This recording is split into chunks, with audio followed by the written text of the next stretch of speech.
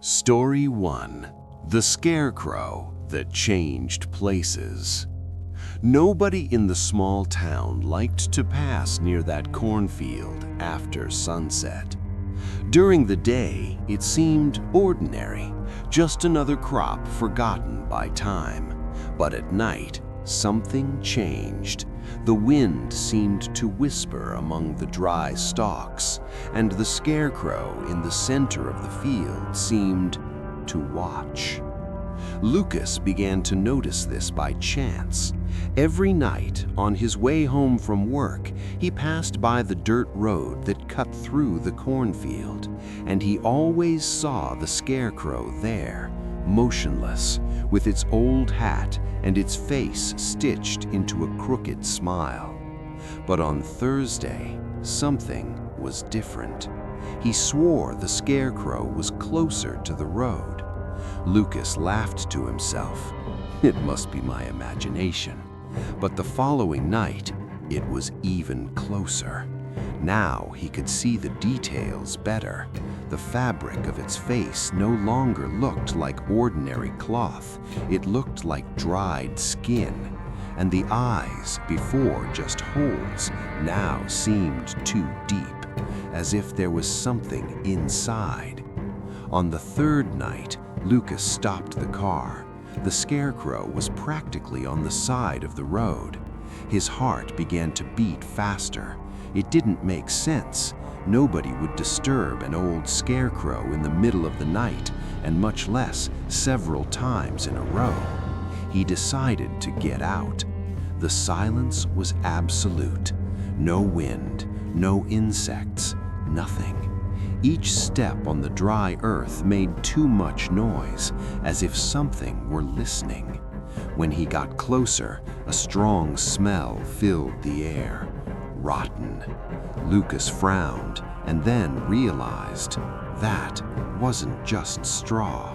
There was something trapped inside the clothes, something that was rotting.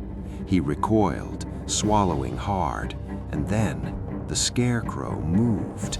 Not much, just a slight tilt of its head, but it was enough. Lucas stumbled backward, fell to the ground, and crawled away, trying to get away. When he managed to get up, he ran to the car and drove off without looking back. That night, he didn't sleep, but the worst was yet to come. In the early morning, he awoke to a sound. Something scratching at the door, slowly, rhythmically. Scratch, scratch, scratch. He lay motionless in bed. The sound stopped, and then it came from the window. Scratch, scratch. Lucas slowly turned his head, and outside, in the dim streetlights, the scarecrow was there, much closer than it should have been, standing, watching, and this time he wasn't alone. Something inside him was stirring. Story 2. The Scarecrow Never Protected the Crops. When Anna inherited her grandfather's old farm, she thought it was a new chance, an isolated place, silent, perfect for a fresh start. The property was large, but abandoned for years. The dry cornfield stretched as far as the eye could see, and right in the middle of it, there was a scarecrow. Old, tall, disproportionate, with arms that were too long, and a stitched-on smile that seemed too recent. The nearest neighbor, an elderly man named Roberto, warned, "You should take that thing down." Anna laughed. "It's just a scarecrow." He became serious. No, that was never meant to scare away crows. She ignored him. For the first few days, everything seemed normal, until the first night. Anna woke to footsteps coming from outside, slow, heavy, walking around the house. She thought it was an animal, maybe someone trying to break in. But when she looked out the window, she saw nothing. Just the cornfield, motionless, and the scarecrow, closer to the house than before. The next morning, she went there. Something was wrong. The ground around it was marked, as if it had been dragged or had walked.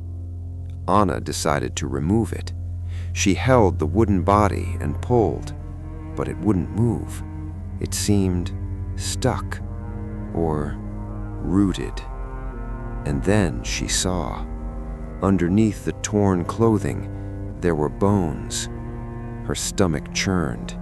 That wasn't an ordinary structure. There was something human there.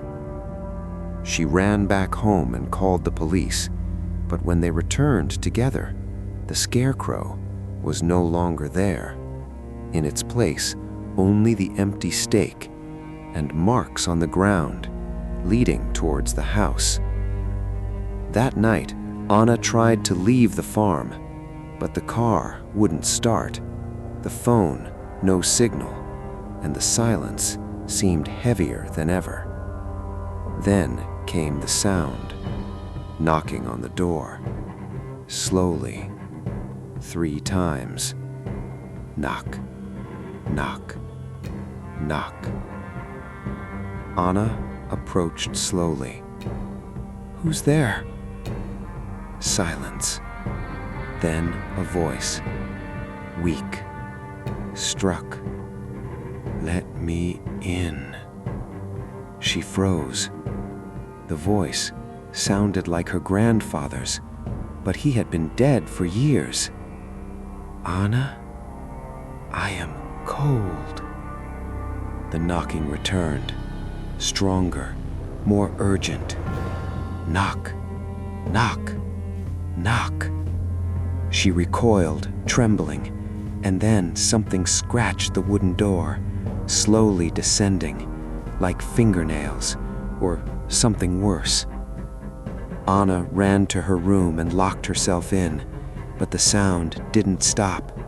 Footsteps inside the house, dragging, heavy, going towards the room. The doorknob began to turn, slowly, and then it stopped. Absolute silence. Anna held her breath, and she heard a whisper from the other side of the door. "I never protected the plantation. I protect what's buried in it."